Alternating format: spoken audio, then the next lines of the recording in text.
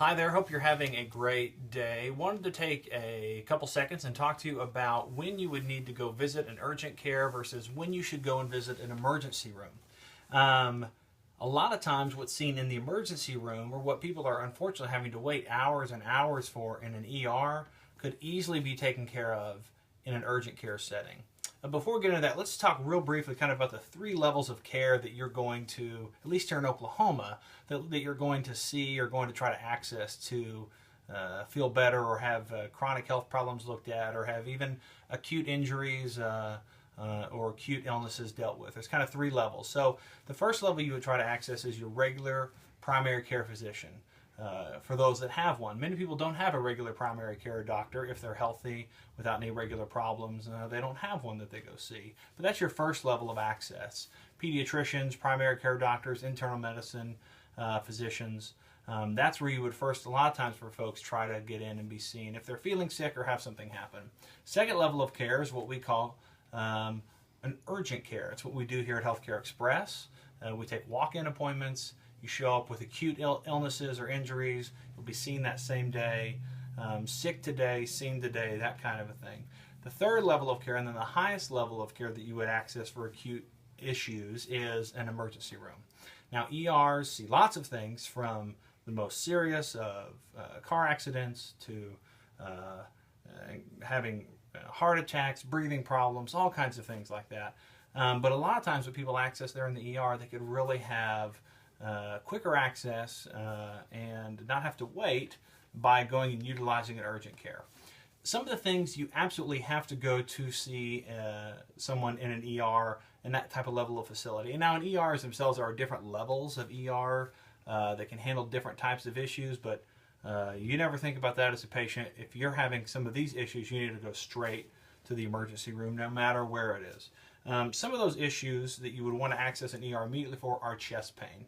Without any other issues or any other complaints, substernal or right below kind of your rib cage chest pain that feels like pressure, especially if you have any kind of history of heart attack, stroke, or anything like that. Chest pain, go to the emergency department without a doubt. Difficulty breathing so severe that you can barely move air, get to the emergency room without a doubt. Severe bleeding or head trauma, bleeding that you can't stop, or trauma to the head, loss of consciousness, concerns about fracture, especially falling from a distance of more than 4 or 5 feet onto a hard surface with your head, needs to be seen immediately in the ERs. You're going to need some advanced imaging that we most likely can't access immediately in an urgent care setting.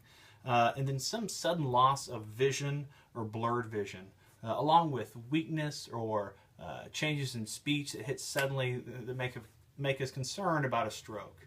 Now, things that you can be seen in urgent care for, that a lot of people sometimes will go to the ER, minor burns or injuries, broken bones, or concern about a broken bone.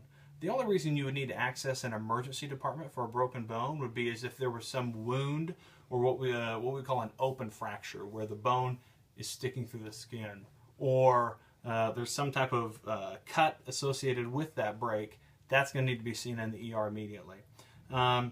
Minor illnesses or injuries like sore throats, ear infections, colds, drainage, congestion, those type of things, headaches, those kind of things, all need to be better for you to be accessed into urgent care. And most ERs don't want to see those things. They want to save people's lives and get them where they need to be. They don't necessarily want to deal with small issues. Rashes, even low-grade fevers or flu-like symptoms, all can be treated and triaged in an urgent care setting. Even things like mild asthma, even mild to moderate asthma exacerbations can be handled in urgent care. Animal bites, and like we talked about earlier, fractures or fear of fracture, rolling an ankle, breaking an ankle, falling on a wrist, you're unsure what to do. Now, the best thing about going to an urgent care center, especially one like we have here that's staffed with experienced emergency room providers, is that we will be able to triage you within minutes and know whether it's an issue that you need to go directly to the ER for or that we can handle here. And that's what you're looking for. You want to know, can I get the care I need here today without endangering myself and making sure that I get everything covered? That will vary from site to site. Here at HealthCARE Express, we do a fabulous job of making sure that you are seen and triaged quickly. So if you need more advanced care, like an emergency department, we'll get you there immediately, either by your personal vehicle, if someone else can drive you, or by an ambulance if needed. So keep that in mind when you're thinking about what level of care to seek out. Small cut, laceration, don't go wait 3 hours at the ER to be seen. Go to your local urgent care. Have one of the experienced providers there fix you up. It'll be a lot cheaper for you and a lot faster for you. And we haven't really talked about cost, but the cost of going to an ER versus an urgent care, depending on what services you're seeking, will be anywhere between 4 and 8 times as expensive in an emergency department as it would in an urgent care setting. So that's always a big factor these days for folks as well. That's it for today. Have a great week. We'll catch you sometime next week and with another topic. Good talking to you.